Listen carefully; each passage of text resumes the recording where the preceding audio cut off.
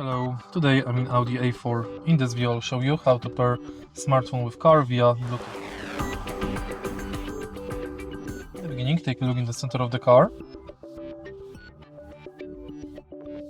And now go to telephone. Enter setup. And now go to telephone settings. Enter Bluetooth settings, pin for hands-free mode.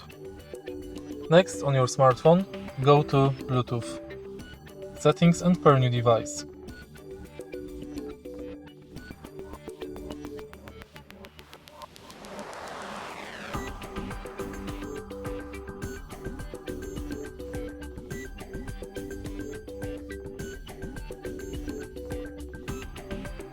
Select Audi, select pin, type pin,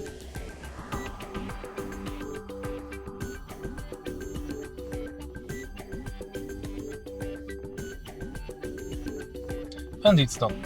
You can see that connection is established by icon right here. If you find this video helpful, please leave like, comment and subscribe.